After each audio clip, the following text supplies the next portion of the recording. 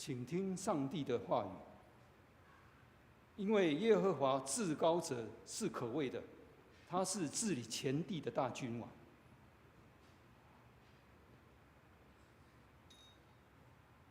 我们同心来祷告。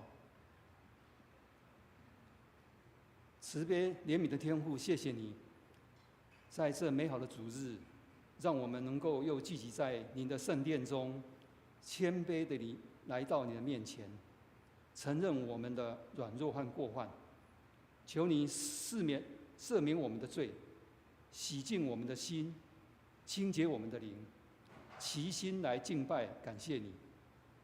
你的恩典和慈爱在我们的困难中有力量，在迷茫中有指引。我们特别为今天的礼拜交托在你的手中，愿你的圣灵充满这个地方，感动每一个人的心。求你赐福今天的信息，开启我们的心灵，让我们能够领受你的话语，让我们在祷告中得到力量，在敬拜中得到平安，在分享中得到激励。以上祷告是奉我主耶稣基督的圣名祈求，阿们。现在让我们一起来用诗歌来赞美我们敬拜的神。我们所唱的曲目是《美哉主耶稣》，在新灵粮诗选117首。如果您身体许可的话，请弟兄姐妹起立。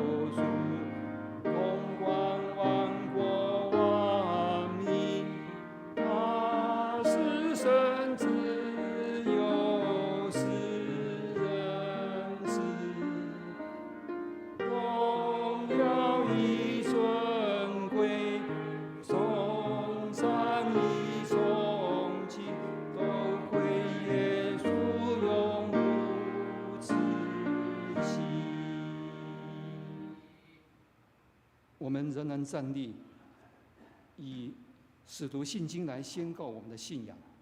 请，我信上帝，全能的父，创造天地的主。我信我主耶稣基督，上帝的独生子，因圣灵感应，由童真理玛利亚所生，在比拉多所受难，被钉于十字架，受死，埋葬，降在阴间。第3天从死人中复活，升天，坐在全能父上帝的右边，将来必从那里降临，审判活人和死人。我信圣灵，我信圣而公之教会，我信圣徒相通，我信罪得赦免，我信身体复活，我信永生。阿们。荣耀颂。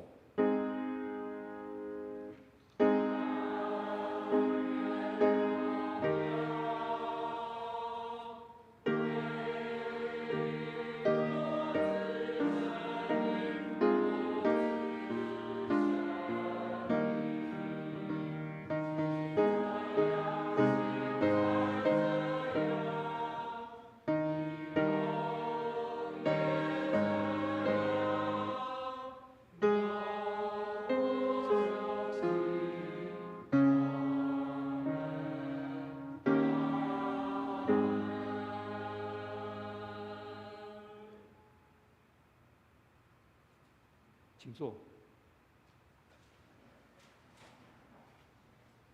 起应文，今天的起应文记载在诗篇45篇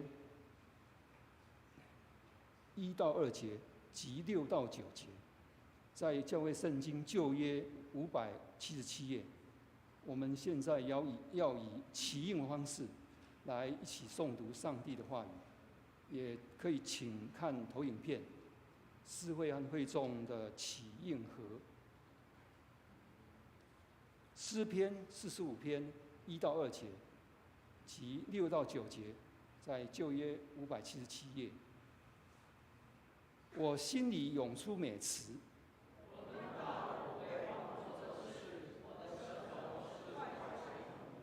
你比世人更美，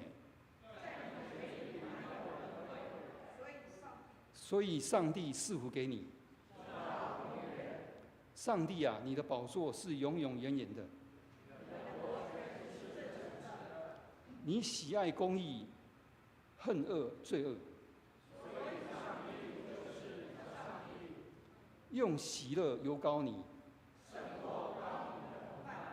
你的衣服都有梅药、没药、沉香、肉桂的香气。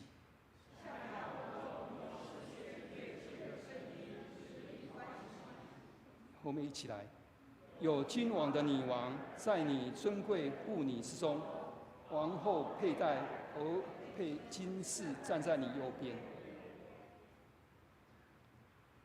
公祷，我们同心来为以下公众事项来祷告。首先，我们为北欧国家瑞典来祷告，愿基督信仰能够进入人们生活文化中，国家百姓能更认识基督信仰来祷告。我们也为台湾卫理公会中部教区信正卫理堂吴嘉玲牧师祷告，愿教会奉献充足，教会在当地更加得人，牧者同工身心健康来祷告。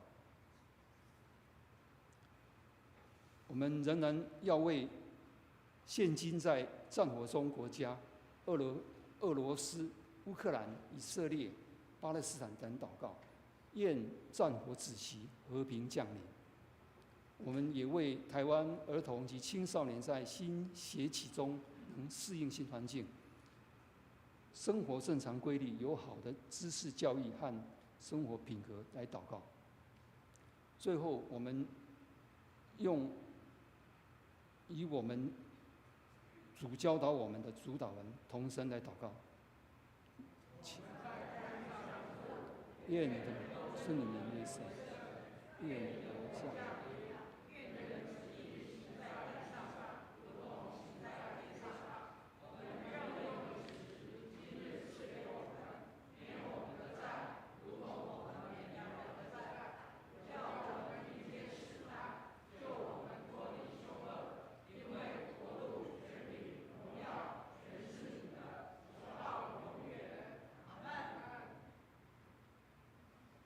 圣道理，我们一起来领受上帝的话。我们请赵鼎弟兄来诵读今天的圣道经课。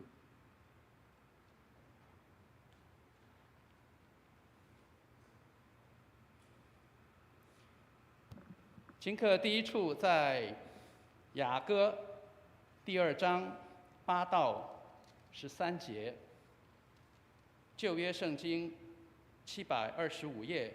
雅歌第2章8到13节，旧约725页。听啊，是我良人的声音；看啊，他穿山越岭而来。我的良人好像羚羊，或像小鹿。他站在我们墙壁后，从窗户往里观看，从窗棂往里窥探。我良人对我说：“我的佳偶，我的美人，起来与我同去，因为冬天已往，雨水止住过去了，地上百花开放，百鸟鸣叫的时候已经来到。斑鸠的声音在我们境内也听见了。无花果树的果子渐渐成熟，葡萄树开花放香。我的佳偶，我的美人，起来与我同去。”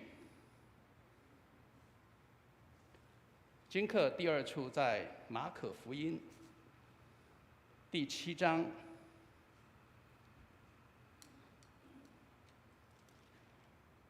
1到8节、14到15节、21到23节。新约45页，马可福音第7章第1节。有法利赛人和几个文士从耶路撒冷来到耶稣那里聚集，他们曾看见他们门徒中有人用俗手，就是没有洗过的手吃饭。原来法利赛人和犹太人都是居守古人的遗传，若不仔细洗手，就不吃饭。从世上来，也不洗浴，也不吃饭，还有好些别的规矩。他们历代居守，就是洗杯、灌铜器等物。法利赛人和文士问他说：“你的门徒为什么不照古人的遗传，用俗手吃饭呢？”耶稣说：“以赛亚指示你们假冒为善之人所说的预言是不错的。如经上说，这百姓用嘴唇尊敬我，心里却远离我。他们将人的吩咐当作道理教导人，所以拜我也是枉然。你们是离弃上帝的诫命，居守人的遗传。”第14节，耶稣又叫众人来，对他们说：“你们都要听我的话，也要明白，从外面进去的不能污秽人，唯有从里面出来的，乃能污秽人。”第21节，因为从里面，就是从人心里发出恶念、苟合、偷盗、凶杀、奸淫、贪婪、邪恶、诡诈、淫荡、嫉妒、棒毒、骄傲、狂妄，这一切的恶都是从里面出来，且能污秽人。以上是神的话。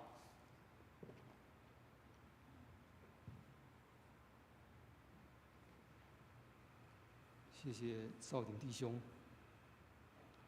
接着是读经，我们今天正道的经文记载在雅各书1章17节到27节，在教会圣经新约225页，由诗会来诵读。雅各书1章17到27节。各样美善的恩赐和各样前辈的赏赐，都是从上头来的，从众光之父那里降下来的。在他并没有改变，也没有转动的影儿。他按自己的旨意，用真道生了我们，叫我们在他所造的万物中，好像初熟的果子。我亲爱的弟兄们，这是你们所知道的。但你们个人要快快地听，慢慢地说，慢慢地动怒，因为人的怒气并不成就上帝的义。所以你们要脱去一切污秽和淫逸的邪恶，存温柔的心领受那所栽种的道，就是能救你的灵魂的道。只是你们要行道，不要单单听到，自己欺哄自己。因为听到而不行道的，就像人对着镜子看自己本来的面目，看见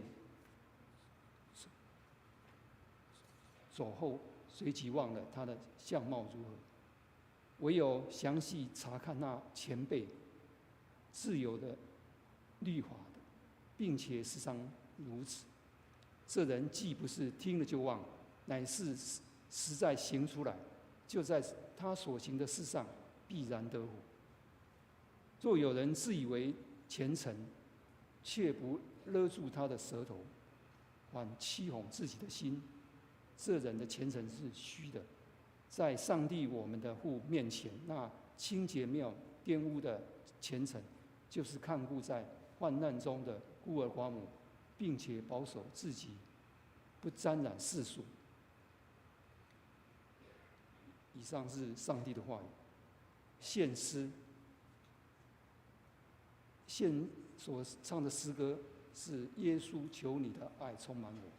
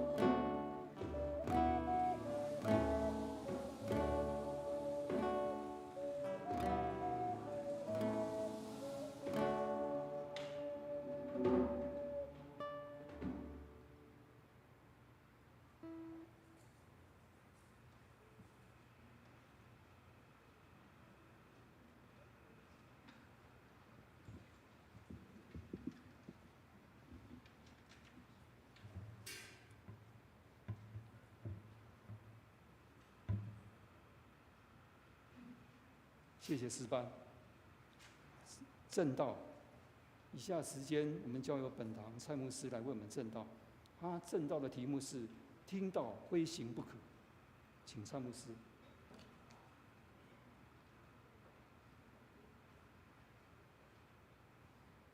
耶稣曾经讲过一个比喻，有一个法利赛人，他来问耶稣说：“诫命中第一且是最大的是什么？”耶稣跟他回答说：“诫命中第一且是最大的，就是你要尽心、尽性、尽力爱主你的上帝。”他说：“其次也相仿，就要爱邻舍如同自己。”所以后来这个法利赛人就问耶稣说：“那谁是我的邻舍呢？”亲爱的弟兄姐妹，当你听到这首歌的时候，谁是你的邻舍？耶稣讲了一个故事，他说有个人被打得半死，然后没有人要理他，连祭司走过去不理他，利未人走过去不理他，这些人都是神职人员，都是信上帝的人。我们也许每一天常常会听到有很多人口里讲爱，但是其实很难去做出来。到最后有一个人所撇弃、所藐视的一个人，他是撒玛利亚人。犹太人从来不碰撒玛利亚人，因为他们是像狗一样。但是后来这个撒玛利亚人，犹太人轻视的撒玛利亚人，却救了这个犹太人。亲爱的弟兄姐妹，谁会是你的邻舍？有时候我们会轻视一些人，有时候我们会看别人这个不好，那个不好。但是可能最能够帮助我们的，反而是这个人，在我们最需要的时候，有时候常常是我们意想不到的人。愿上帝帮助我们，让我们不去轻看每一个人。这里所谓的邻舍，不一定就是住在你邻居的人，也许在你的身边、你的工作岗位当中旁边的人，也许这个人是你看不起眼的，也许他不过就是个打扫的人，或许他是一个帮你递茶倒水的人。但是，也许他可能会成为你那个最需要帮助的时候的那个帮助者。上帝帮助我们，让我们在教会里面，我们不轻看任何的人，每一个人都有他的用处，每一个人都有他的功用。有一天，我们在上帝的恩典当中，所有的人都彼此互相的效力，让我们都可以彼此得帮补、得帮助。愿上帝祝福我们，让我们常常将上帝的话存放在我们的心里。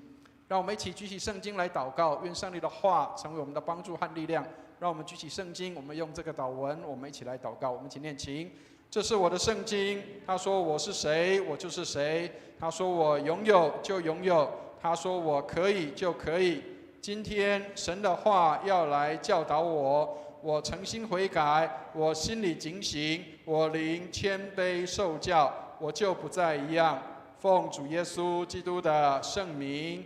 阿们。弟兄姐妹，我们上个礼拜五的时候，我相信有很多的爸爸妈妈心里一定相当的愉快。为什么？因为开学日到了，所以很多的这个爸爸妈妈正在烦恼孩子暑假该往哪里去，该做些什么的时候，就有很多的家长希望开学日赶快的来到。所以有一个妈妈她这样说：老师交代我什么事情，我一定做到。为什么？因为他照顾我的孩子，让我可以在这个学期之后可以有很大的帮助。所以他觉得老师讲什么，他一定要配合到底。请大家看一下这个图片啊。其实每一个年龄层会有不一样的做法，知道吗？所以我们当中有很多当爸爸妈妈的，这个上面的是什么？幼稚园开学，或者是小学开学。1年级刚开学的时候，很多的爸爸妈妈都会什么？跑去偷看。哎呀，我的孩子有没有乖乖在那里？哎呀，我的孩子有没有会不会哭啊？我的孩子有没有在那边可以适应环境？所以很多爸爸妈妈其实他们没有离开，他们都到学校去偷偷看。可是各位，年纪越大的孩子，爸爸妈妈都在做什么？有看到下面那个图有没有？赶快溜啊！因为有人可以帮我照顾孩子了。所以，亲爱的弟兄姐妹，并不是爸爸妈妈的爱减少了，并不是，而是爸爸妈妈要让孩子们能够学习自己要为自己要负责任。很多时候，我们因为小朋友很小，所以我们常常会需要照顾他。但是到他年纪渐长的时候，爸爸妈妈的关注就越来越少了。当然爸爸妈妈并没有好像不爱他的孩子，但是并没有去亲手或者是再去多做些什么为孩子，因为孩子要自己为自己负责任。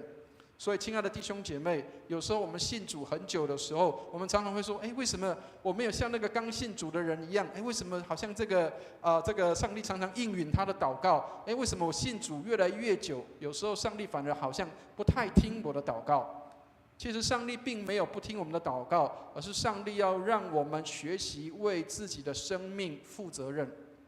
你会遇到一些的困难挫折的时候，你仍然是需要好像喂奶的孩子一样去给你呼呼蛇蛇，或者是你能够勇敢跟坚强，在这些的患难的当中，或是你遇到一些的诱惑跟试探的时候，你无力去面对，还是我能够做一个决定，就是我要与这个不好的，或是我要与恶来隔绝。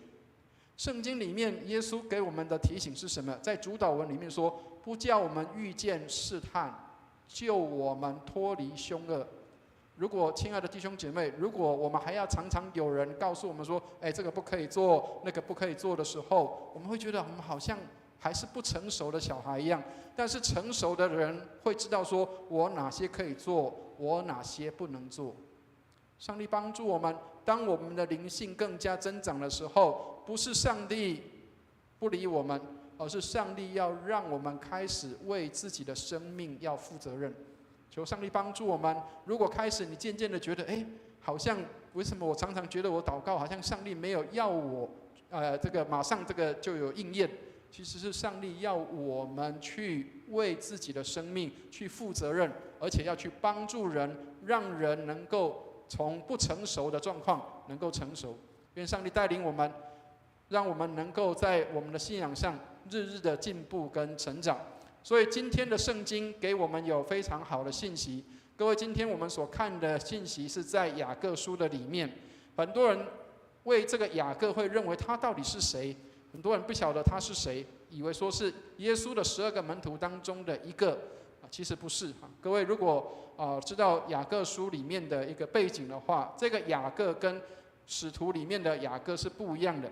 这个雅各是谁？这个雅各是耶稣肉身的兄弟。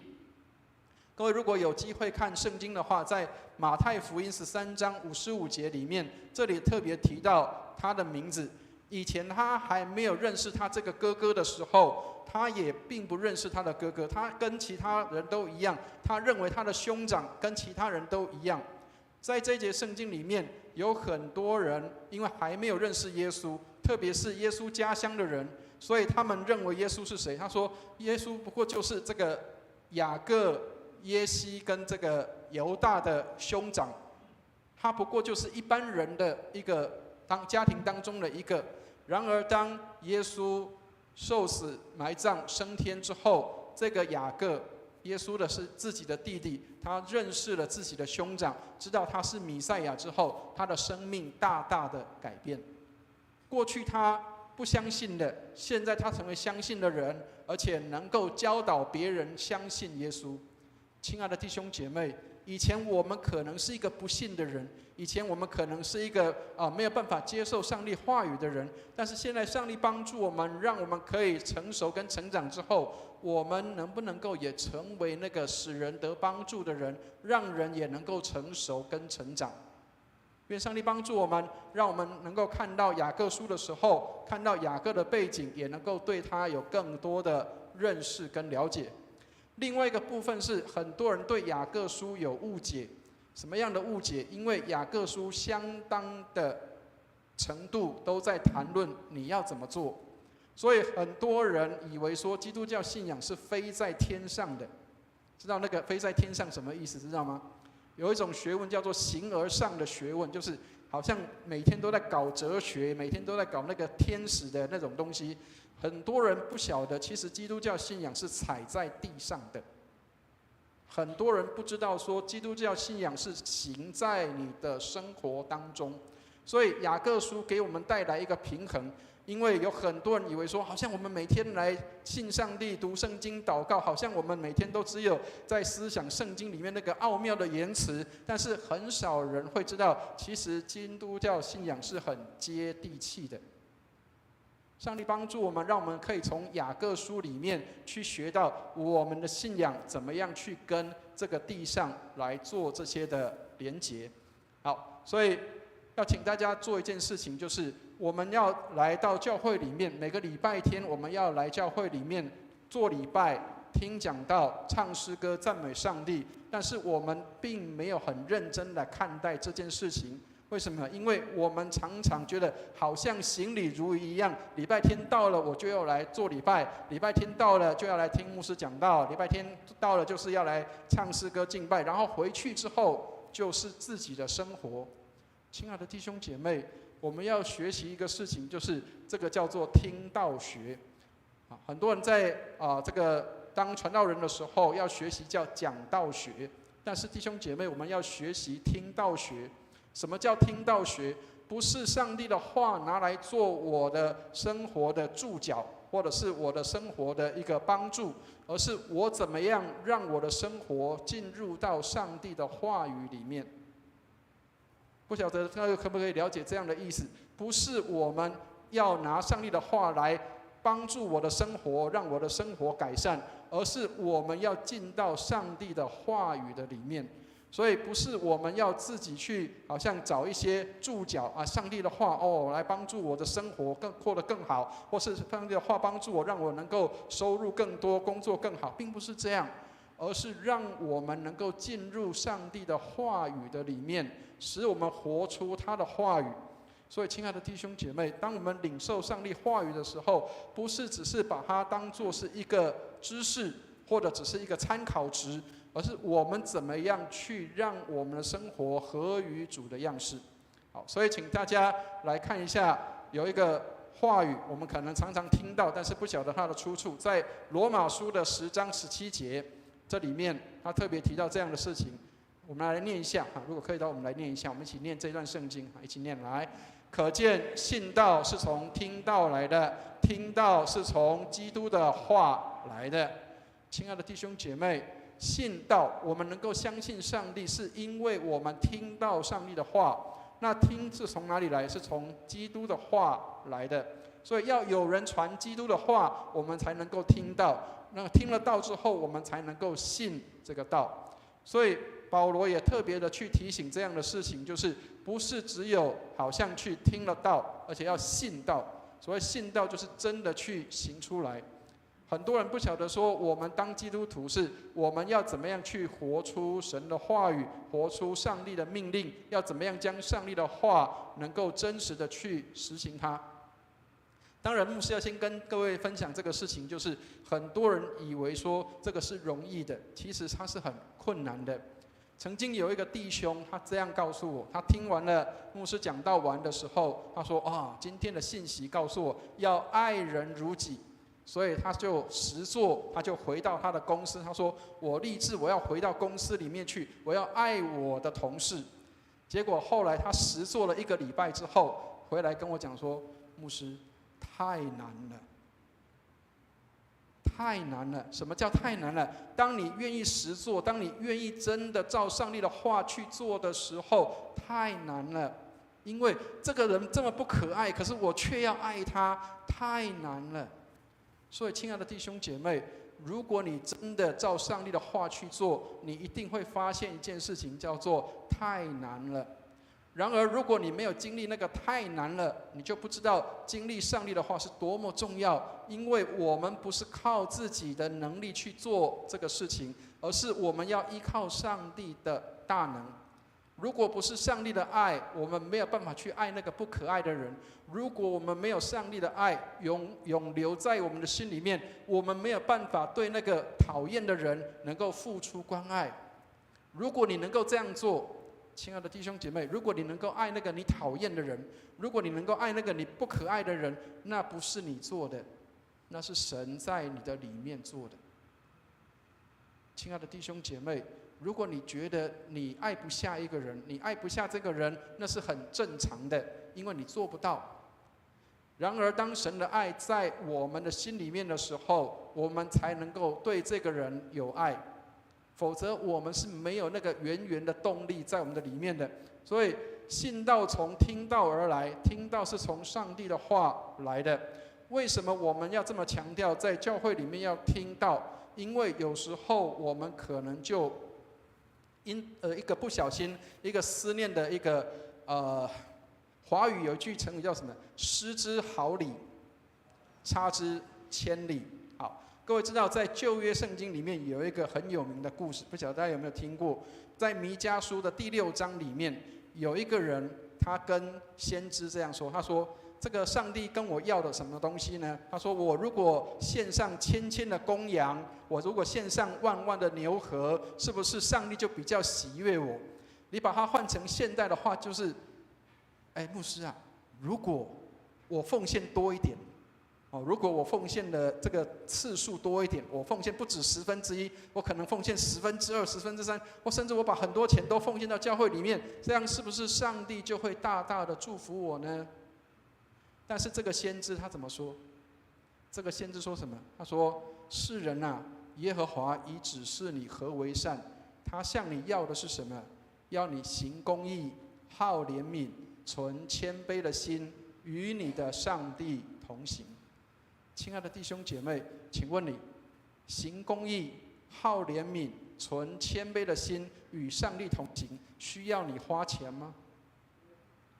不用任何的钱，你仍然可以按照上帝的话去行。所以，亲爱的弟兄姐妹，很多人，如果你在服侍上帝或是敬拜上帝的时候，当你一个想法不对的时候，你很有可能就是这样。所以，为什么你需要被圣经来教导？为什么要听讲道？因为你要时常被提醒：我这样做是不是对的？我这样做是不是应该的？我这样做有没有偏离上帝的道？所以，亲爱的弟兄姐妹，有时候我们常常会认为说：我这样，我就是行礼如仪这样啊。但是我们却没有被上帝的话来影响跟感动。各位如果有经验的话，看到这个圣经里面在使徒行传有一个很有趣的记录。当耶稣升天之后，他吩咐他的门徒要在这个等候圣灵的降临。当圣灵降临之后，有一些人他们听到耶稣的门徒那个大弟子彼得讲道完，他们心里，圣经说他们心里觉得什么？扎心。很多人听到心里扎心的时候，他们就会觉得好像很难过，然后他们就问彼得说：“弟兄啊，那我们该怎么做？”亲爱的弟兄姐妹，如果你把它换到现在的场景，恐怕就不一样了。如果今天牧师讲到让人家很扎心的话，我下个礼拜不爱来啊啦。听得懂那个意思吗？好，请大家看一下。所以为什么今天这一节经文很重要？请大家看一下20节来念一下，我们来念一下20节，我们一起来念一下20节，一起念来。因为人的怒气并不成就上帝的义。好，当人对读这段圣经的时候，很多人会认为说是圣经告诉我们说不要生气生气是不对的，是不好的这个人的怒气不能成就上帝的义所以我们要这个不发怒不生气，好像基督徒要有一副面具，就是我都不能够生气的。各位其实是错了，不要读错上帝的话。这里在讲的是什么？人的怒气不能成就上帝的义，在讲什么？是当你被上帝的话刺到了，当你被扎心了，当你听到被上帝的话指正跟指责的时候，你会不会发怒跟生气？当你发怒跟生气的时候，你会不会因为这样的缘故，就有很多的一些的情绪在里面？像我刚刚讲的，我后礼拜不要来啦，讲这插我的心。所以，为什么人的怒气不能成就上帝的义？因为我们常常是被指正的时候，我们就拒绝那个话。曾经有人这样说：你有多生气，就代表你有多骄傲。我不知道大家能不能听懂那个意思。你有多生气，就代表你有多骄傲。当人指正你，当人家提醒你，或是当人家责备你的时候，即使是对的，我们常常会因为面子的关系。有没有听过台语有句话讲叫做“更小灯受气”？有没有？有很多人会因为被指正，而以至于会认为说，我不接受这种话语，我不接受这个提醒，所以很多人在这一节圣经里面以为说啊，基督徒不能生气，不是的，是当你被指正、当你被提醒的时候，你是不是怀着怒气？人的怒气不能成就上帝的义。所以，亲爱的弟兄姐妹，上帝帮助我们。当你听到上帝的话进到你心里面的时候，被刺伤的时候，请你记得，上帝的话不是要刺伤你，上帝的话是要帮助你调整跟改变，让你的生命可以不再一样。所以，被挑衅、被攻击的时候，不要用你的火气跟血气来引导你的回应。各位知道，在几年前曾经有过一个演员叫威尔史密斯，他在这个奥斯卡颁奖的时候，他因为听到主持人这个调侃他跟他的太太，所以他一怒之下就下去扁那个主持人一顿。所以，亲爱的弟兄姐妹，你扁完了之后，也许你爽了，但是接下来就是恐怕你的奖项就没了。所以他的一个很好的朋友叫做这个丹佐华盛顿，就跟他提醒说，当你被激怒的时候，当你在越高的位置上被激怒的时候，要越小心你的行为，因为很有可能这个会让你痛不欲生，会让你身败名裂。所以有很多人会给我们有一些提醒，当我们听到提醒的时候，我们是用什么样的方式来做这样的回应？上帝帮助我们，很多人出于好意提醒，但是我们常常会怀疑别人的动机，我们常常用别人的行为来判断他的动机，但是我们常常用自己的动机去看自己的行为。所以我们怎么样才能够把上帝的话领受在我们的心里？请大家来看21节的地方，今天经文21节，我们一起来念一下21节，一起念来。所以你们要脱去一切的污秽和盈余的邪恶，存温柔的心，领受那所栽种的道，就是能救你们灵魂的道。亲爱的弟兄姐妹，这里告诉我们一个好清楚的东西是什么？他说要脱去一切的污秽和盈余的邪恶，你要把这些不对的、不好的事情脱去了，然后要用什么温柔的心领受。记得刚刚前面看到的那个怒气吗？人的怒气不能成就上帝的义，对不对？那这里说什么？他说你要用温柔的心来领受所栽种的道。亲爱的弟兄姐妹，怒气不能成就神的义，但是当我们用温柔的心领受的时候，神的话就进到我们里面。但是它前面有一个条件是什么？要脱去一切的污秽和盈余的邪恶。弟兄姐妹，如果我们没有脱去那个盈余的邪恶，如果我们没有脱去污秽的时候，上帝的话是进不到我们的里面的。各位如果有机会去到这个圣光神学院去学一些学分的时候，各位知道圣光神学院的校训是什么？知道吗？我们南部的这个神学院，高雄的这个神学院，好，跟大家讲一下哈，他们的校训是什么？人若自洁，脱离卑贱的事，就必作贵重的器皿，成为圣洁，合乎主用，预备行各样的善事。所以，亲爱的弟兄姐妹，合乎主用是什么？合乎主用是这里也可以用，那里也可以用。不合乎主用是什么？这里也不能用，那里也不能用。亲爱的弟兄姐妹，如果我们在一个团体里，如果我们在一个公司里，或是我们在教会里，你觉得你能够被上帝来使用吗？上帝把你摆在任何一个位置上，你能不能被上帝来使用？还是你觉得，哎呀，上帝你怎么把我放在这个位置上？我不喜欢这个位置，然后去到另外一个位置的时候，上帝啊，这里太苦了，为什么要让我在这个地方？这里也不能用，那里也不能用。亲爱的弟兄姐妹，合乎主用。为什么上帝要用这个人？因为他是圣洁贵重的器皿，上帝才要用。好，所以凯文·迪昂这个人，他这样说：他说，敬畏神就是聆听、相信并服从神的话；不敬畏神，就是听完之后就把它不放在心上。亲爱的弟兄姐妹，这叫置之不理。听得懂意思吗？听是听了，但是不明白；看是看了，却不晓得。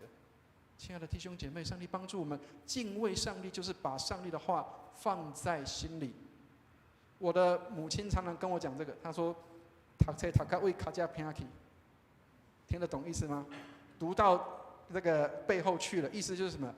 听是听了，没有听进去；看是看了，却不晓得。弟兄姐妹，如果我们对听到的态度是这样的话，那当然我们一定是行不出来的。因为我们好像在看镜子一样，今天圣经说什么？好像在看镜子一样，看了之后，然后走之后就忘记了自己的长相。亲爱的弟兄姐妹，我们会不会常常忘记了上帝的话？好，我们来看一下22节的地方。所以雅各是很实在的，他很实实在在的告诉大家说，不是只有听，你要懂得要怎么去做，然后能够去行道，而不是听到。我们来看一下22节的地方，我们一起来念一下22节，一起念来。只是你们要行道，不要单单听到，自己欺哄自己。好，自己欺哄自己讲得太文绉绉了。自己欺哄自己是什么？自己骗自己，听得懂意思吗？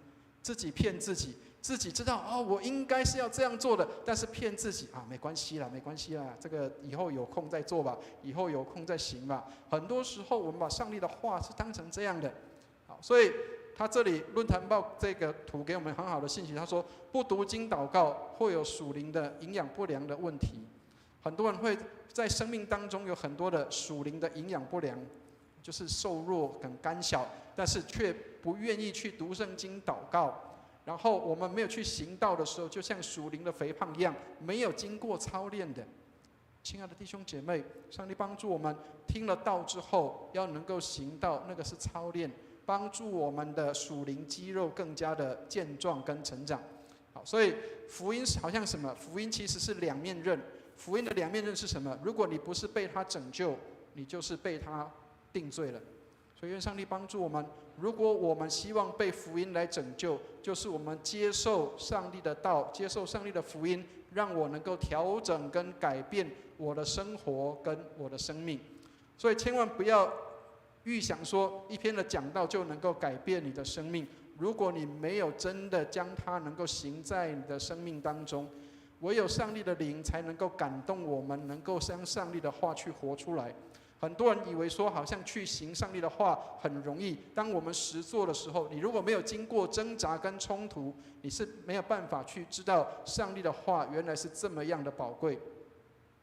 约翰卫斯理曾经这样说，如果没有经历过属灵的挣扎，如果没有经过属灵上的冲突的时候，你很难晋升到属灵的深处里。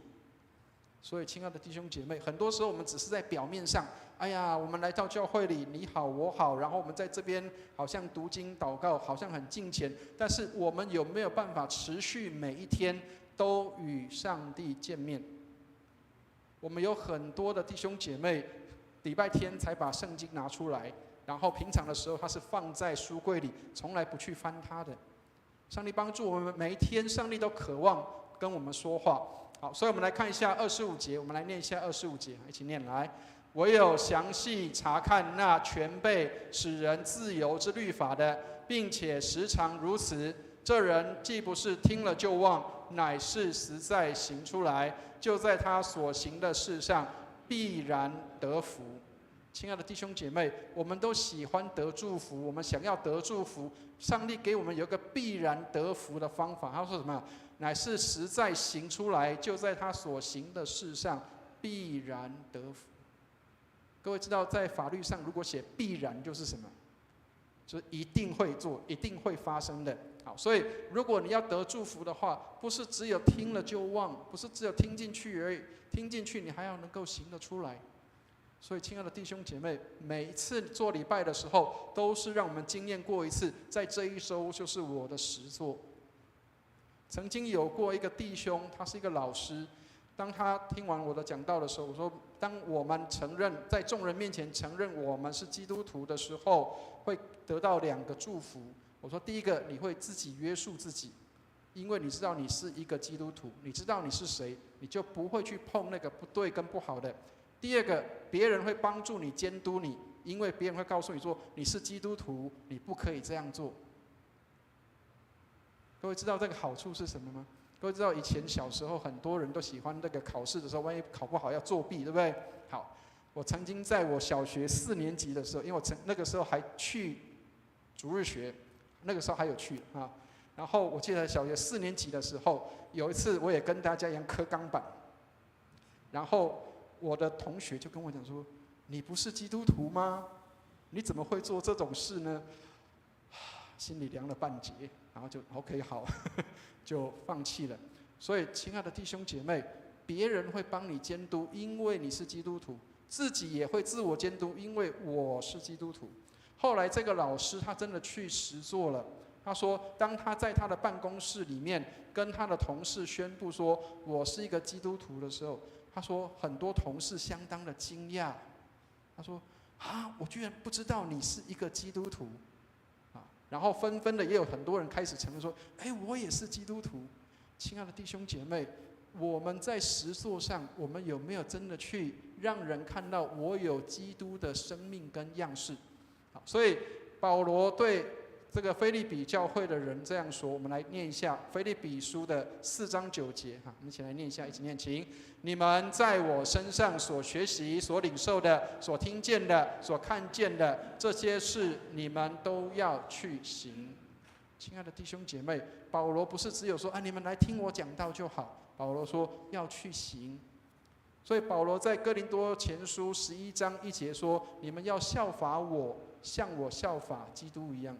传道人的任务就是要效法基督，而弟兄姐妹来到教会里是要效法你的老师，他是怎么样来效法基督的。所以愿上帝帮助我们，让我们不是只有说，而是能够去行出来。好，所以当我们要成为一个基督徒的时候，什么样的一个虔诚才是真实的？所以刚刚跟大家说，雅各书很真实，为什么？因为他都在点出我们的一些问题。请大家看一下26节的地方，今天经文26节，一起念来：若有人自以为虔诚，却不勒住他的舌头，反欺哄自己的心，这人的虔诚是虚的。亲爱的弟兄姐妹，我们的虔诚是真实的还是虚的？这里提到保罗在这对不起，这个雅各在这边提到一个事情，他说这个虔诚是虚的。如果你没有勒住自己的舌头的话，自己以为虔诚，不勒住自己的舌头，他说这个虔诚是虚的。好，各位知道，在过去以前骑马的时代，骑着那个马的时候，有一个东西叫做马缰绳，知道吗？台语叫做马甲筋，靠在那个马的那个嘴巴上面，那个叫马缰绳。那个是在做什么？控制马的嘴巴。好，控制马的嘴巴什么？让它不会在跑的时候，看到路边有草就跑去吃了，看到路边有东西就跑去吃了，约束它。所以，亲爱的弟兄姐妹，这个傅格森这个牧师，这个话非常的好，但是不要误会哈，我现在要说明，他说，成为真基督徒的记号就是会闭上你的嘴巴。什么叫闭上你的嘴巴？就是你的口不要再去说那些不可控制的话语。什么叫不可控制的话语？知道吗？很多时候我们随口就可能会去讲别人、说别人，或甚至是去咒诅别人。很多时候我们常常嘴巴是不好的。雅各书里面常常提醒我们说，要能够约束你的嘴巴。所以这个傅格森说，成为真基督徒的记号就是我们能够闭上嘴巴。那个闭上嘴巴就是什么？当你听到别人的话语的时候，我能够不成为传舌的人。当你看到别人不好的地方，你能够什么？凭着爱心说诚实话，而不是只有骂他，不是只有批评别人。亲爱的弟兄姐妹，上帝帮助我们，让我们去看到怎么样让我们这个嘴巴能够闭上。闭上的是那个会说负面的、批评人的话语的那个负面的，要能够闭上，但是要能够说出赞美跟肯定的言辞。不要去吝啬去告诉人一些肯定跟赞美的话，但是当遇到一些不好的事情，人家做得不够好的时候，请我们闭上嘴巴，然后要学习说肯定的言语。曾经有一个小朋友，他考试考得不好，他常常自己自我否定。他常常这样说，他说我是一个笨的人啊，我是一个白痴，我是一个笨蛋，我考试考得不好。这个他的爸爸为了安慰他，一直告诉他说：没有，你是一个很聪明的孩子，你是一个好孩子，你是一个这个认真的孩子。但是这个孩子他始终认为说：没有，你看我的成绩怎么不好？后来这个爸爸忍受不了，他说：对，你就是一个白痴，你就是个笨蛋，你这个考得不好，你看你还惹爸爸生气。亲爱的弟兄姐妹，那个就是没有。求上帝怜悯我们，让我们能够学习把嘴巴闭起来。当我们能够讲赞美肯定的话之后，讲过了，不要用负面的话再去刺伤人。求上帝给我们常常用赞美跟肯定的言辞来帮助人。所以当我们越有神学的这样的思考的时候，越能够在属灵上增长的时候，请记得我们不是越骄傲，而是越谦卑的，越来越谦卑的，更知道自己是不完美不好的，需要上帝的恩典。所以27节，最后今天经文的27节要告诉我们真实的虔诚是什么。请大家来看一下27节，我们一起来念一下27节，一起念来。在上帝我们的父面前，那清洁没有玷污的虔诚，就是看顾在患难中的孤儿寡妇，并且保守自己不沾染世俗。亲爱的弟兄姐妹，真实的虔诚是什么？有2个东西，有看到吗？一个是你要看顾在患难中的孤儿寡妇，包括在患难当中的人，然后要怎么样保守自己不沾染世俗。对内不沾染世俗，对外你要对人有爱心。说穿了就是圣经里面告诉我们的，要爱人如己，还有要爱上帝。当你爱上帝的时候，你会保守自己不沾染世俗；当你爱人的时候，你会看顾那些在患难中的孤儿寡妇。所以坐在最小的人身上，就是坐在主的身上。亲爱的弟兄姐妹，千万不要去认为说我的善行要坐在某些时候、某些事情。当我们随时有能力的时候，让我们坐在那个最小的弟兄身上，就是坐在主的身上。好，所以今天的经文给我们几个提醒。第一个，接受上帝的道要用心聆听，用心聆听。所谓聆听，就是你真的听进去了啊。所以在教会里面讲道，永远是一个最重要的时刻，让我们能够看到我们跟世界分别为圣的地方就在这里。耶稣曾经讲过葡萄树的比喻，他说：如今你们因我所讲给你们的道已经干净了。亲爱的弟兄姐妹，因着神的道，我们的生命能够改变跟干净的。所以圣经是上帝所默示的，除了礼拜天来听讲道，更重要的是你平常的时候，你有没有常常把上帝的话拿来读，天天来读上帝的话语。所以福音让众人知道，我们在上帝的审判之下，我们需要安静来聆听上帝的话。第二个，领受上帝的道要谦卑的去遵行。所以刚刚提到了，在弥迦书里面说：世人啊，耶和华已指示你何为善，他要你做的是什么？要你行公义，好怜悯，存谦卑的心，与上帝同行。所以领受上帝的道要谦卑的去遵行。愿上帝帮助我们，让我们谦卑的能够来遵行上帝的话。所以圣经不是只有我们拥有圣经，好，请记得聆听上帝的话啊。好，不是只有拥有圣经，不是只有读熟圣经，不是只有研读圣经，而是我们要将上帝的话来遵从跟遵行的。愿上帝的话帮助我们，让我们能够遵行上帝的话语。有一个很有名的华人的传道人叫做尼托生，他说什么？谦卑的基督徒才是可爱的基督徒。但愿我们都能够成为一个可爱的基督徒，因为我们都能够谦卑领受上帝的话。好，第三个，感受上帝的道要敬虔的生活。刚刚已经提到雅各书说敬虔是什么？看顾在患难中的孤儿寡妇，保守自己不沾染世俗。所以当我们看到别人的需要的时候，这是上帝对我们的呼召。但是不要像法利赛人，耶稣常常攻击法利赛人的这些的不好，但是他没有说不遵守法利赛人的教导。他说他们教导的都要遵守，但是不要像他们，因为他们能说不能行。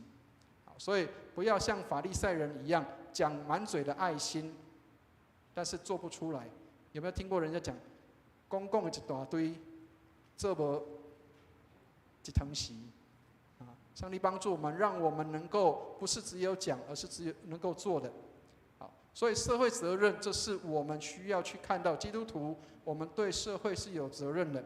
约翰卫斯理这样说，他说，教会的圣洁不是个人的圣洁，是社会性的圣洁，是能够改变社会的。所以，亲爱的弟兄姐妹，不是只有你自己圣洁，而是我的圣洁是可以影响人，让人可以得帮助的。最后，这当然也是去找的图，但是这也是我自己的期待了啊。那我的期待也是，不是讲道讲得很好，让大家拍手欢迎，而是期待我们都能够说，我的生命需要被改变，牧师也需要被改变，我自己也常常需要被提醒。所以我很感谢上帝，是我们的弟兄姐妹当中，常常会有一些弟兄姐妹有爱心，会提醒我。但是求上帝帮助我们，让我们在爱心里彼此的提醒。让我们的口能够说出敬虔好的言语，而不是去攻击跟去指责别人，让别人觉得羞愧，但是没有办法帮助人的言语。上帝帮助我们，让我们的生命被改变，而不是只是为了听一个精彩的讲道。愿上帝帮助我们，我们一起来祷告。慈悲怜悯的天父，谢谢你将你的话赏赐在我们的心里，你的话是灵，是生命，你进到我们的心里面，让我们的生命可以改变。感谢你垂听我们的祷告，施恩看顾我们，让我们在领受你真道被赐的时候，让我们能够扎心的时候，不是去反抗，不是去拒绝，而是用温柔的心来领受所信的道。谢谢你垂听我们的祷告，祝福我们，让我们把你的话当作宝贵，天天将你的话存放在我们的心里。感谢你垂听我们的祷告，愿荣耀归给主，奉耶稣基督的圣名，阿们。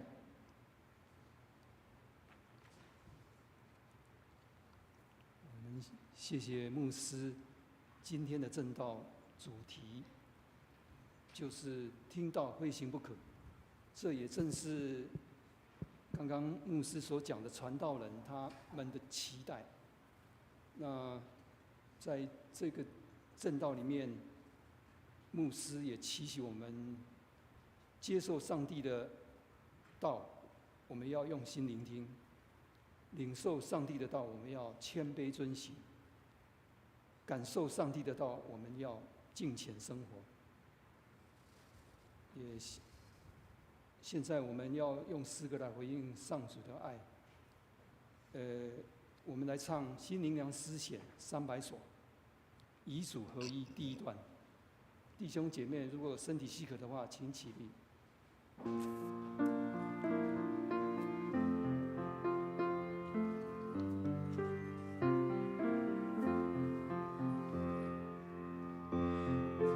身体为我舍，主宝血为我流，并被乃主自己为我舍离，主亲手剥这饼，主亲自递这杯。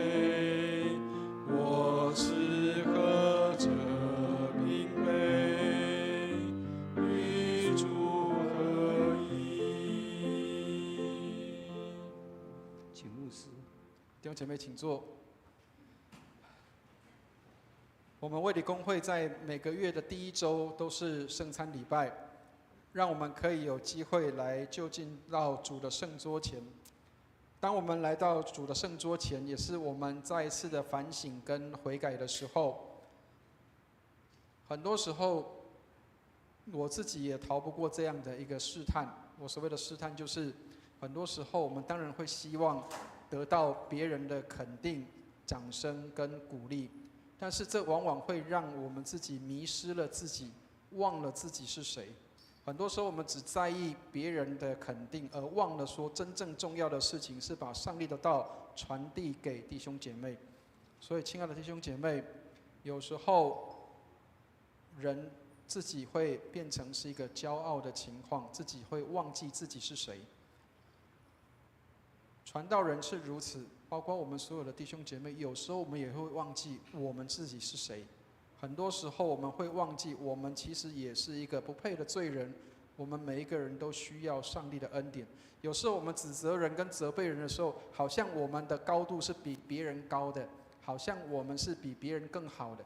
事实上，在上帝的面前，我们都是一个罪人。我曾经跟大家分享过一件事情，就是以前我在念神学院的时候，我尽我的全力来读书，然后我里面有一个心志，就是我曾经跟大家分享过说，我曾经有个心志，就是我要成为 top one， 然后我要成为在神学院里面的第1名，然后让神学院保送我去念书，完回来之后，我要砍掉那些不合格的人，我要砍掉那些不应该被上帝用的人，因为这些人不配被上帝用。各位知道后来上帝给我什么样的提醒吗？他就告诉我说，你这个人啊，蔡伟文，你这个人啊，你是什么东西？你居然要去断定我要用谁呢？亲爱的弟兄姐妹，如果你没有被上帝深深的打醒、提醒的时候，你永远不晓得自己是一个罪人。我们需要上帝的怜悯。我们以为好像我们穿上这一身袍子，好像以为我们比别人高超，其实我们应该是罪人中的罪人。我们是因为深知道自己是罪人，才需要上帝的怜悯。所以，亲爱的弟兄姐妹，马丁路德这样说：大胆的承认自己是一个罪人，因为上帝的恩典大过你所有的罪。愿上帝帮助我们，上帝的恩典大过我们所有的罪，让我们诚心的在上帝面前来寻求上帝的恩典。请听圣经的话。看啊，我站在门外叩门，若有听见我声音就开门的，我要进到他那里去，我与他，他与我一同坐席。你们若真实悔罪，与人亲爱和睦，立志自心，从今以后遵主的命令，行主的道，就当存信心前来到全能上帝的台前，谦虚忏悔，领这圣餐，得受恩惠。让我们一起来同诵认罪文。无所不能的上帝，我主耶稣基督的父，创造万物、审判万人的主，现在我们承认及悔恨我们的种种罪恶。我们素来在思想上、言语上、行为上都有过恶，得罪主，干犯主的圣怒。现在我们诚意忏悔，痛恨我们自己的行为，俯心自问，十分忧伤。求慈悲的父怜悯我们，为主耶稣基督赦免我们从前的罪，又赐恩典，叫我们从今以后改过自新，遵主的圣意，永远服侍主，将尊贵荣耀归于主的圣名。这是靠我主耶稣基督求的，阿们。无所不能的上帝，我们的天父，主曾发大慈悲，应许将赦罪的恩赐给诚心悔罪、真实信靠主的人。现在求主怜悯我们，赦免我们，救我们脱离一切罪恶，激发我们，坚固我们，使我们勇于为善，能得永远的生命。这是靠我主耶稣基督求的，阿们。请听圣经上对谦卑懊悔的人所说的话。若有人犯罪，在父那里，我们有一个中保，就是那义者耶稣基督。他为我们的罪做了挽回祭，不是单为我们的罪，也是为普天下人的罪。让我们来读心中仰望文。你们心里当仰望主，我们当感谢我主上主。无论何时何地，感谢主圣父无所不能、无始无终的上帝，这是理所当然的，也是我们本分所当做的。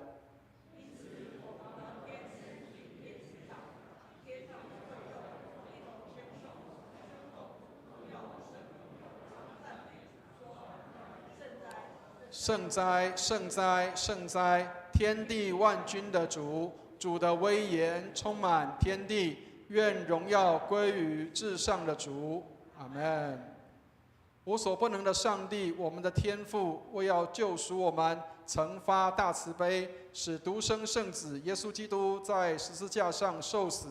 基督在十字架上献上己身，为世人做完全的祭物，替世界人民赎清罪孽。他又设立圣餐之礼，在福音书中吩咐我们常常奉行，纪念他的受死，直到他再降临的时候。现在我们恭敬伏求慈悲的天父，应允我们的祷告，赐恩给我们，使我们遵着圣子救主耶稣基督的命令，纪念他受死遇害，领受主所赐的这饼和杯，就是领受他的圣体与宝血。主耶稣被卖的那一夜，拿起饼来，祝谢了，就拨开说：“你们拿着吃，这是我的身体，为你们舍的。你们应当如此行，为的是纪念我。”饭后又拿起杯来，祝谢了，这杯是我立新约的血，为你们和众人免罪流的。你们每逢喝的时候，要如此行，为的是纪念我。阿们。让我们一起来同诵谦恭敬主文。慈悲的主，我们到主的圣桌前，不敢靠自己的义，唯靠主的大恩典。唯主永无更改，常施怜悯，叫我们能领受上帝爱子耶稣基督的圣体与宝血，使我们犯罪的身体和灵魂，他的宝血洗清，而获得丰富的生命。我们就常住在基督里面，基督也常住在我们里面。阿们。请陪参的同工到台前来。弟兄姐妹，我们卫理公会的领餐都是到上帝的座前，然后要谦卑的领受上帝的恩典。以前我们是跪领的，那我们现在是站着领。那当然我们的心里面一样，我们带着敬畏的心。那等一下我们的小同工们会帮大家做好清洁，然后让我们可以来领饼跟杯。那让我们的预备心来准备领受饼杯。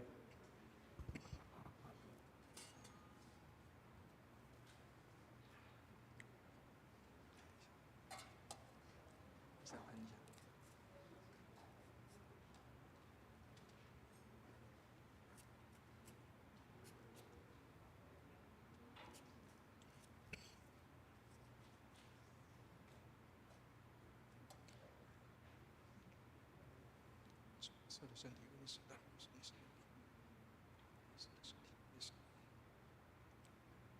主的身体为你舍的，主的身体为你舍的，主耶稣的身体为你舍的。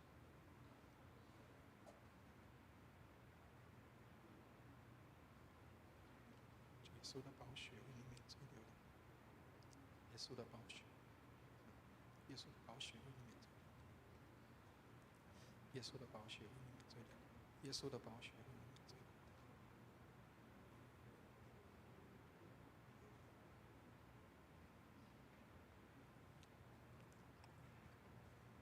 哪一位到二？主到二楼，你是去二楼，你不去？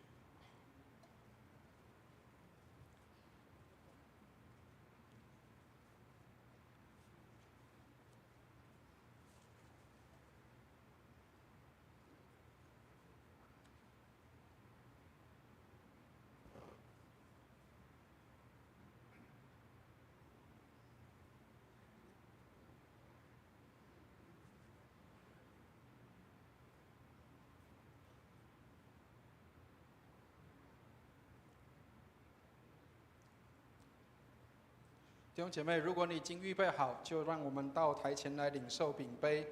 这是主耶稣的身体，为我们舍的，保守我们十分的平安。耶稣的宝血为我们免罪流的，保守我们十分的平安。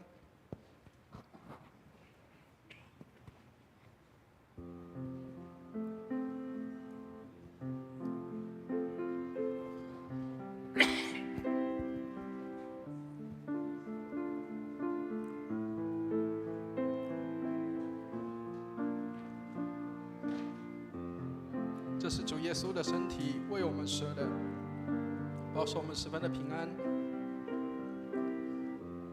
耶稣的宝血为我们免罪流的，保守我们十分的平安。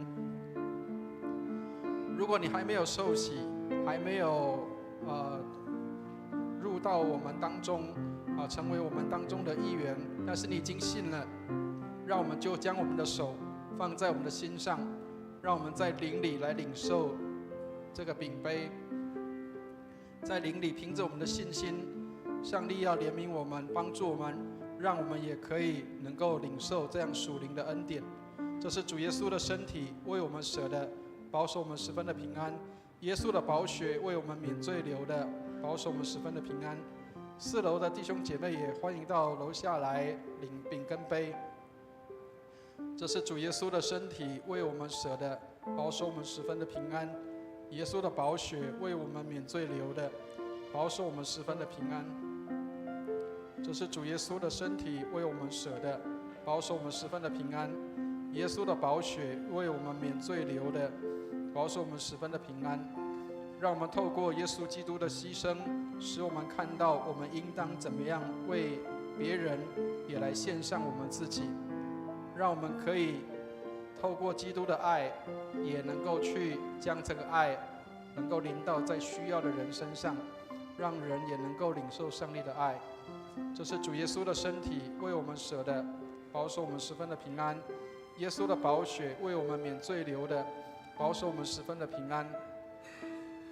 当你领了饼杯之后，就直接使用，坐下来，然后吃了之后，让我们在自己的位置上面，在那里等候，让我们也在那里为我们的众弟兄姐妹祷告，让我们的这个群体，这个信仰群体，我们能够成为圣洁，成为合乎主用、预备行各样善事的群体。愿上帝帮助我们，让我们在主的慈爱中能够来领受这个饼杯。这是主耶稣的身体为我们舍的，保守我们十分的平安；耶稣的宝血为我们免罪流的，保守我们十分的平安。这是主耶稣的身体为我们舍的，保守我们十分的平安；耶稣的宝血为我们免罪流的，保守我们十分的平安。我们原是一体的，在基督里，所以我们领受同一个饼，领受同一个杯。这是主耶稣的身体为我们舍的，保守我们十分的平安；耶稣的宝血为我们免罪流的，保守我们十分的平安。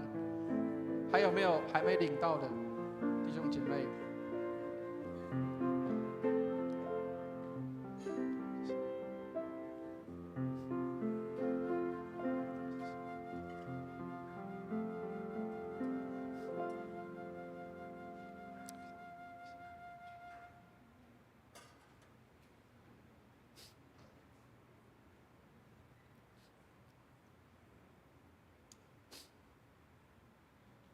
弟兄姐妹，让我们来同颂奉献求恩文，赞美和感谢主，借着主耶稣基督的舍身流血，我们得蒙赦罪与诸般的恩赐。现在将我们自己献给主，做合宜清洁的活祭，恳求主使我们得蒙主的大恩鸿福。我们罪恶深重，原不配来献祭于主，但我们求主接受我们区区的至诚，因为主耶稣基督饶恕我们的过犯，所以唯有求主欢喜悦纳，不要计算我们的行为。但愿尊贵荣耀归于无所不能的圣父、圣子、圣灵三位一体，主永世无尽。阿们。我们今天圣餐礼拜到这里。我也感谢主身体为我们舍，还有主宝血为我们流所赐的圣餐，我们来唱新灵粮诗选300首，以主合一的第2段。弟兄姐妹，如果身体许可的话，请站立。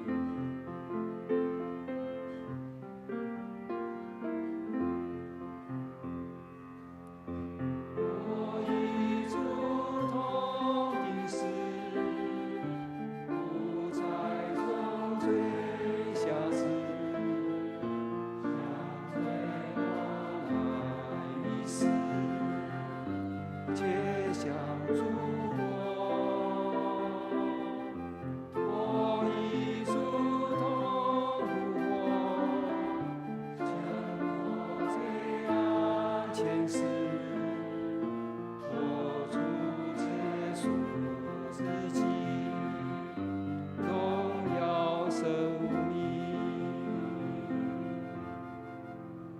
兄姐妹，请坐。我们现在预备心要来，收纳基督徒的奉献。第一次来的新朋友，如果你还不是基督徒的话，或者你还不清楚奉献的意义，那就请你先保留你的金钱，让奉献袋静静从你的前面经过。我们请视线的同工到前面来。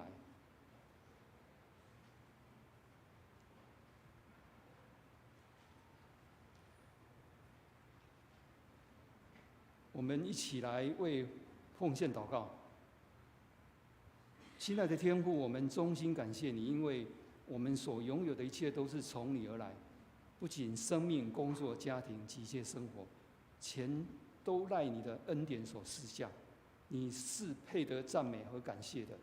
现在我们愿意以些许的金钱奉献作为祭物献给你，这一切原本就是属于你的，我们甘心乐意的献上，愿你悦纳，也求你赐给我们教会有聪明智慧，去运用它在你的事工上面，让教会被造就，福音得以兴旺。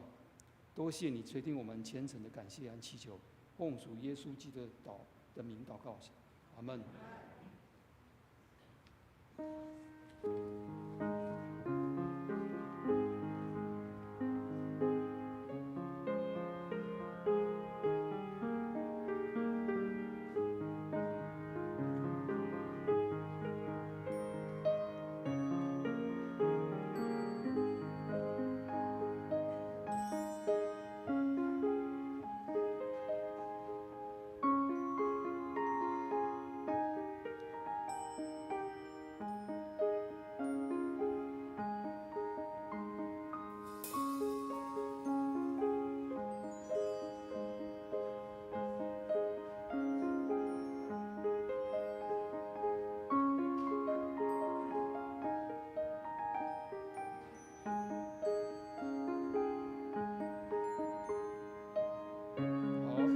请我们一同站立，我们来唱向主献成歌。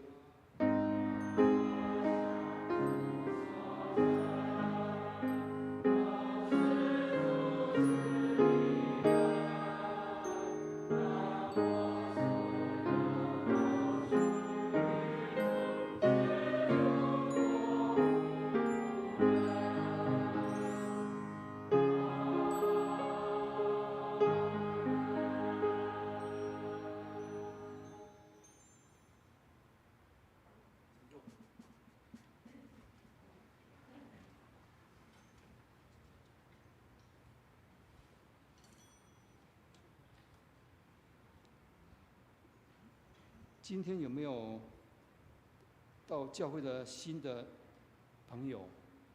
没有 ，OK。那我们现在就来唱《我们都是一家人》。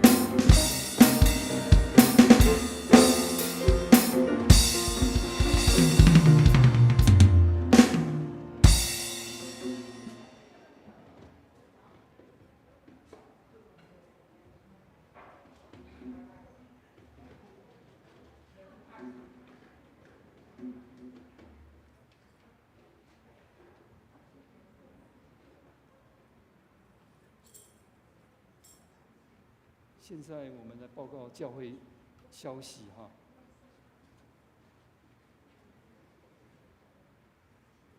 请看，可以参考周报哈。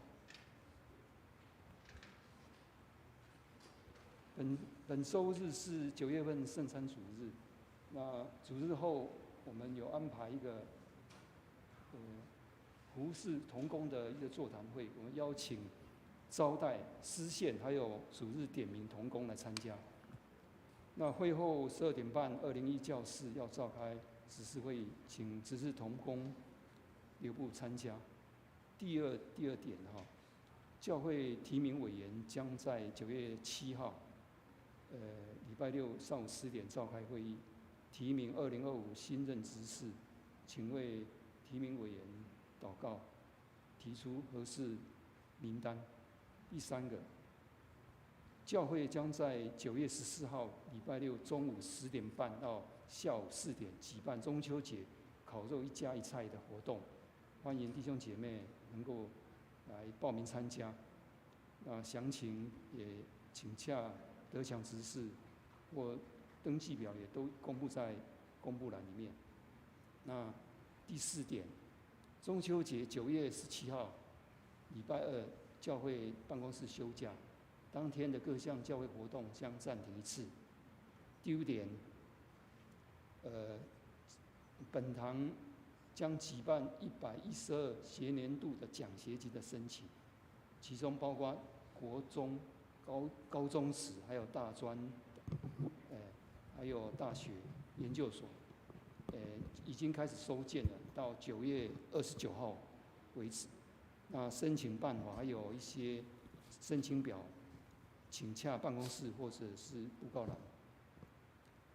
那第六点，我们教会的成人主日学将下个礼拜9月8号要开课。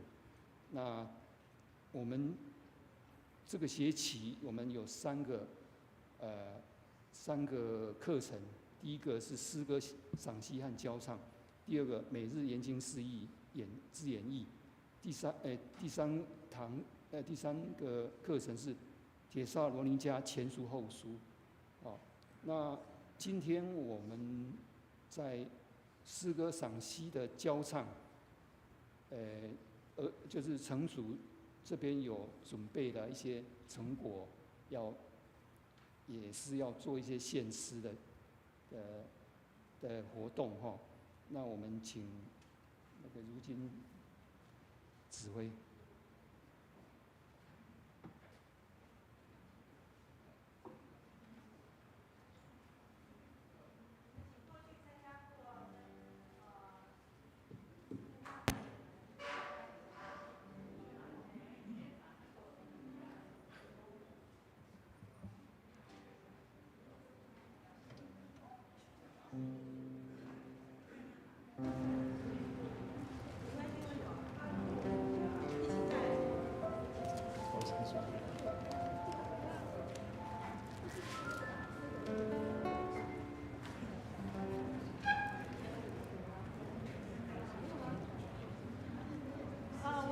我称为这个是我们的招生宣导，但是并不是光为了诗歌班，我们还有另外2个班，我们来代表这个班来做一点招生宣导。我们下个星期呢，新的学期就要开始了，还没有报名的弟兄姐妹，请你们赶快去报名。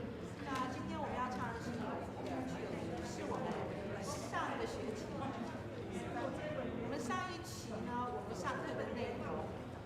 待会大家听就知道，我们上期呢，每次来上课的同学大概只有5位，实在是非常非常可惜。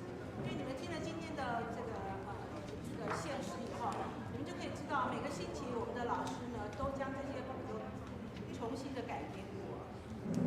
然后呢，我们每个星期我们的老师们呢，都会聚集要练习2次才来上这个课。所以如果只有5位弟兄姐妹，实在是有点可惜啊！不是说浪费我们的时间，而是说，大家可以从这个课程当中呢，就是知道这首诗歌是怎么来的，那个作词作曲者他们的生命故事，他们所受的感动，以至于他们能够写出这样的诗歌来啊。那所以呢，急着吃饭的话呢，都来报名成人读书学。另外2班就是每日读经事例啊，是我们教会推展的读经活动。那我相信我们在自己读经的时候，即使看我们的每日读经事例，可能都还有一些问题，因为里面的说明非常的简短。所以呢，大家如果愿意的话，也报名这个班，还有铁萨罗尼迦的前后。那有总共呢下学期3个班，我们就当代表来邀请大家来参与。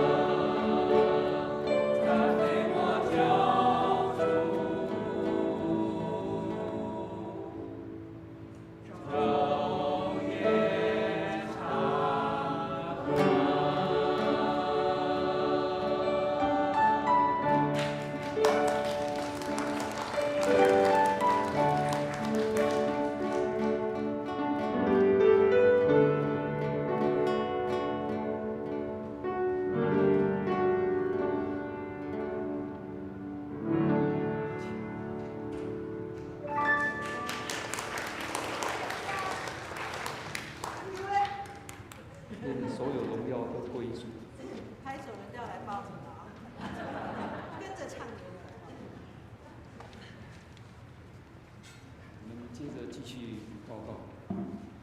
第7项，本堂赐福艺人学院将9月13号开始下半年的活动，也邀请弟兄姐妹参加活动。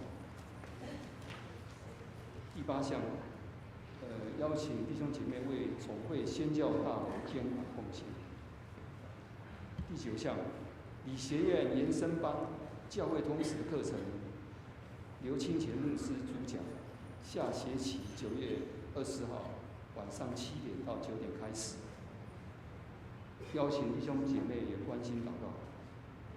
第10点，我们为教会的各项事工推动关心，复兴守望，邀请弟兄姐妹实地参加每周4晚上7点半的查经祷告会，让我们一起为所关心的事项祷告。在肢体消息方面，现在已经开始进入开学季节，我们请我们弟兄姐妹注意天气变化，还有下雨天外出的平安，也我们居家的清洁，还有注意环境的个人卫生，杜绝肠病毒还有登革热患。另外，周报已登载身体不适的弟兄姐妹，还有长者身心灵的健康需要，我们来为他代祷，请各位在祷告中纪念，愿大家在主内彼此相爱，祷告中互相扶持。教会下周的服事人员表，还有出席，上周出席人数，还有奉献征信表，也请大家自行参与。请问牧师有没有说？弟兄姐妹，等一下我们崇拜结束之后，马上就会进行这个我们的私会招待跟我们的私献的一个座谈会。好，那就请这个参与当中服事，还有你愿意参与服事的，还有你想要了解这个怎么样来服事的弟兄姐妹，就可以留在原来的位置上。好，那我们就等一下聚会结束后，我们就马上就会进行所以弟兄姐妹，我们如果中午要赶着回家的可以先走没问题，但是我们如果可以留下来稍微听一下我们怎么样在服事当中可以一起参与，或是你从来没有参与过，你想要参与的，也都欢迎你能够留下来来听这个我们的这个座谈会以上谢谢。好，以上报告完毕。3一颂，如果身体许可的话，弟兄姐妹请起立，我们来唱3一颂。普天之下，万国万民，齐声赞美父子圣灵，三位一体，同荣同尊，万有之源，万福之本。阿门。请牧师为大家祝福。弟兄姐妹，让我们一起来领受祝福。慈悲爱我们的天父，谢谢你这样的接纳我们这个不配的罪人，将一切的恩典又赏赐给我们，让我们成为蒙福的人，也成为传递祝福的人，让每个人因着我们得祝福，我们身边的人因我们能够得帮助。愿我主耶稣基督的恩惠、天父上帝的慈爱、圣灵的感动与交通，常与我们众人同在，从今时直到永永远远。阿门。阿门颂。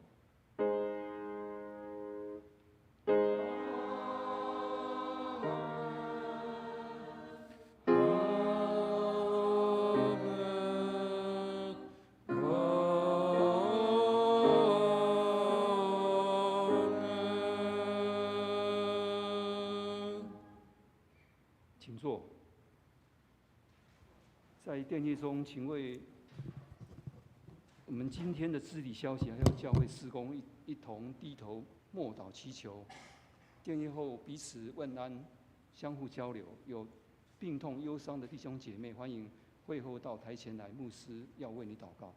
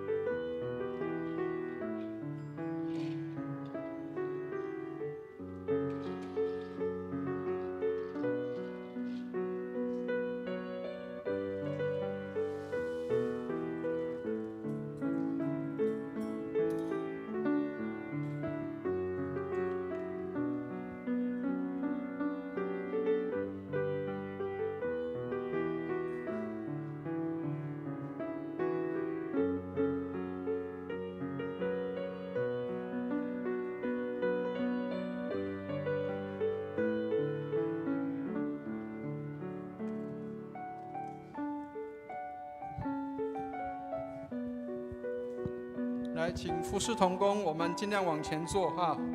我们马上就开始我们的座谈会。